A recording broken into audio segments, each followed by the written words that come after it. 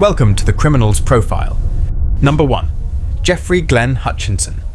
Jeffrey Hutchinson was executed in Florida on May 1st, 2025, after spending over 2 decades on death row. He was 62. Before ending up behind bars, Hutchinson served 8 years in the US Army, including combat duty during the Gulf War. He was part of the elite Army Rangers, but after his service, things changed.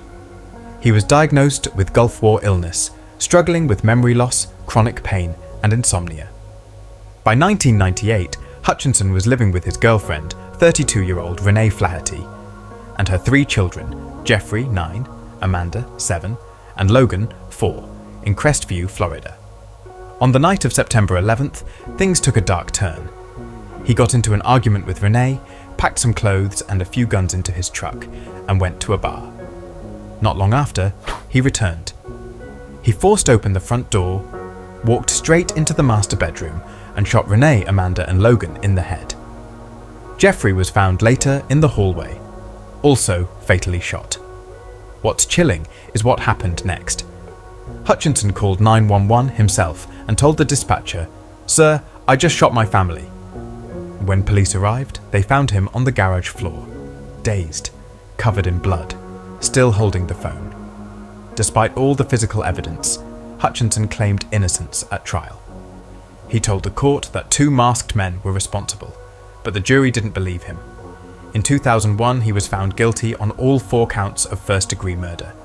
He received life for Renee's death, and the death penalty for each of the 3 children. In the years that followed, he filed several appeals, arguing that his mental health had deteriorated so badly, he was no longer fit for execution. But every appeal was denied. The courts ruled he was competent. On May 1st, 2025, Hutchinson was executed by lethal injection at Florida State Prison. He made no final statement. Witnesses said he mumbled quietly as the drugs were administered. His last meal: salmon, mahi-mahi, asparagus, a baked potato, and iced tea. He was pronounced dead at 8:15 p.m.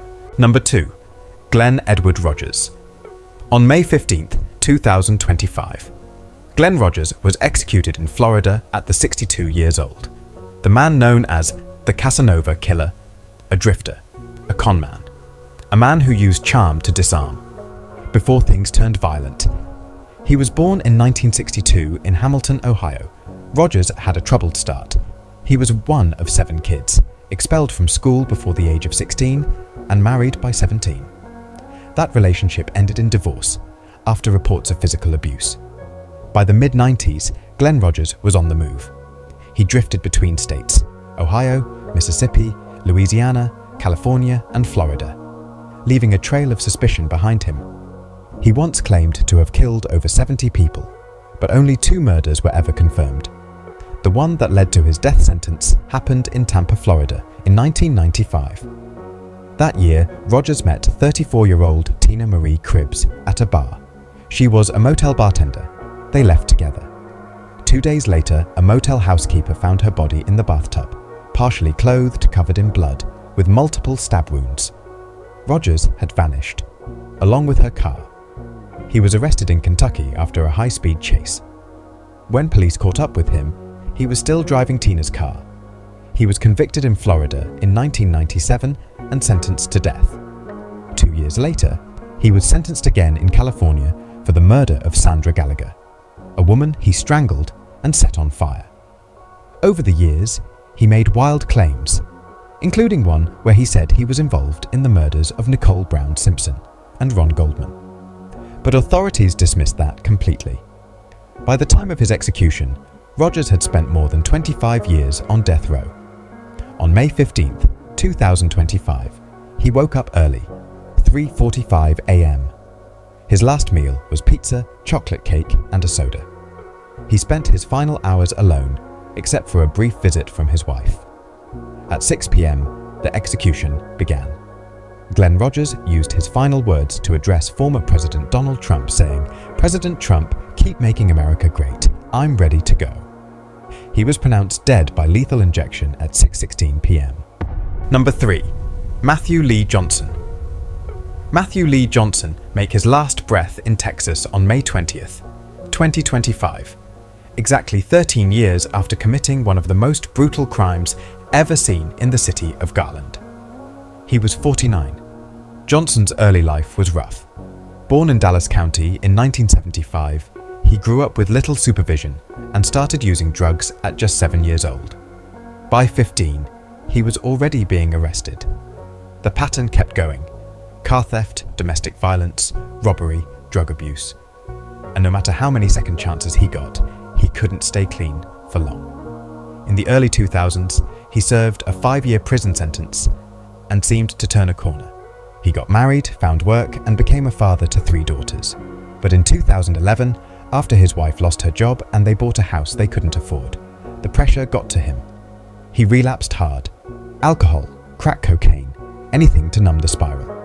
He even showed up at a police station begging to be arrested because he felt out of control. They turned him away. A week later, on May 20th, 2012, Johnson walked into the Finer convenience store where 76-year-old Nancy Harris was working alone. He was high. He was desperate. He brought lighter fluid and a cigarette lighter with him.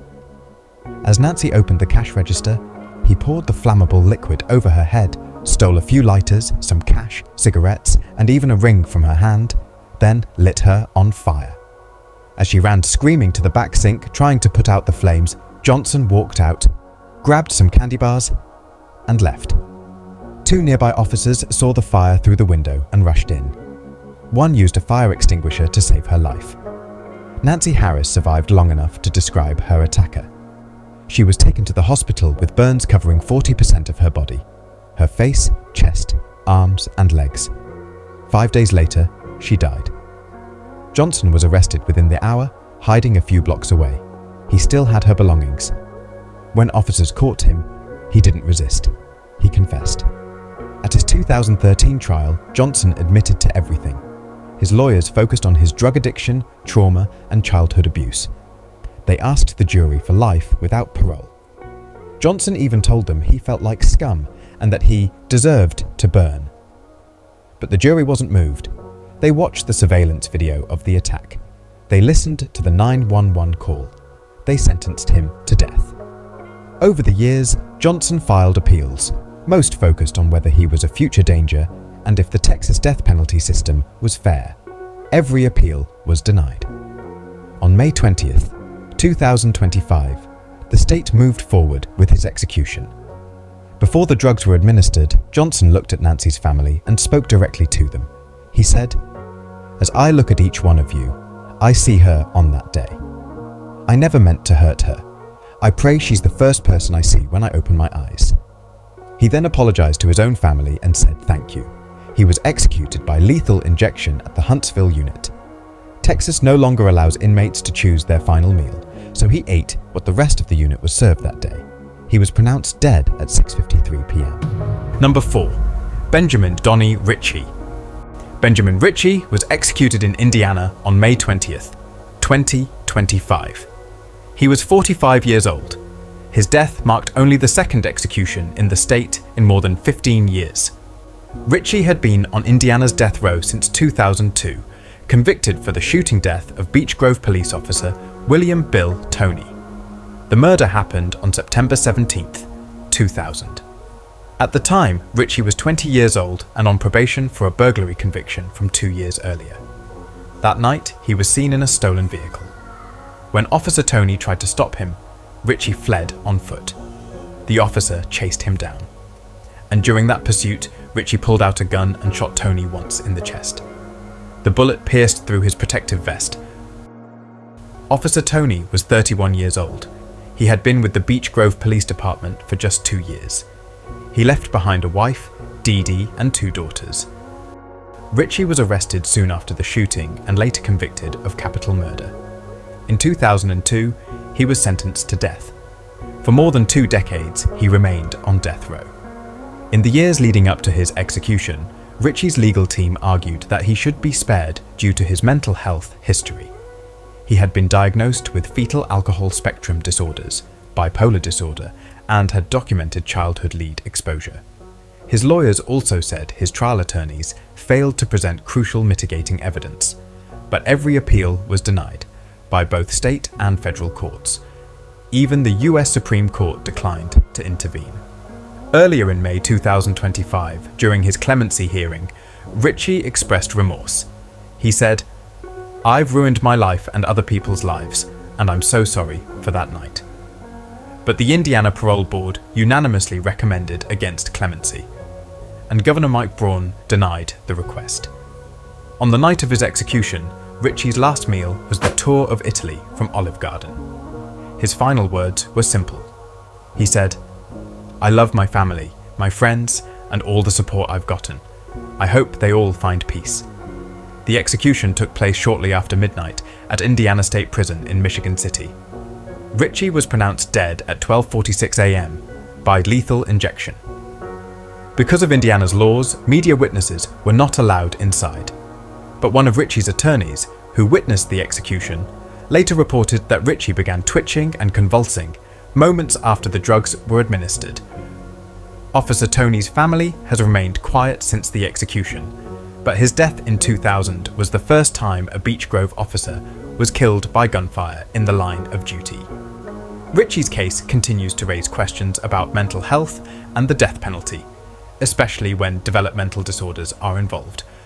But for the state of Indiana and the family of William Toney, the sentence carried out on May 20th marked the end of a case that had lasted nearly 25 years. Number 5. Oscar Franklin Smith. Oscar Smith was executed in Tennessee on May 22nd, 2025. He was 75 years old. Smith had been on death row for over 3 decades, convicted for the 1989 murders of his estranged wife, Judith Smith, and her 2 teenage sons, Jason and Chad Burnett. The crime was brutal. All 3 victims were found shot and stabbed in their Nashville home. Despite the conviction, Smith maintained his innocence until the end. He claimed that new DNA evidence could exonerate him, but courts consistently upheld his guilt, citing strong forensic evidence and testimonies from co-workers who reported Smith's threats against his wife. Additionally, Smith had taken out life insurance policies on the victims prior to their deaths. His execution had been delayed in 2022 due to issues with Tennessee's lethal injection protocol. However, after the state revised its procedures, the execution was rescheduled. On the morning of May 22nd, 2025, Smith was executed by lethal injection at Riverbend Maximum Security Institution in Nashville. He declined to choose an alternative method, so the default method was used. In his final statement, Smith said, "Someone needs to tell the governor the justice system doesn't work," and reiterated, "I didn't kill her," before losing consciousness. His last meal consisted of hot dogs, tater tots, and apple pie with vanilla ice cream. Smith's execution marked Tennessee's first since 2022 and the 19th in the United States in 2025. It also highlighted ongoing debates about the death penalty, especially concerning claims of innocence and the integrity of forensic evidence. If you made it to the end, thank you truly. Don't forget to like, share, and subscribe. There's so much more to come, and I'd love to have you on this journey.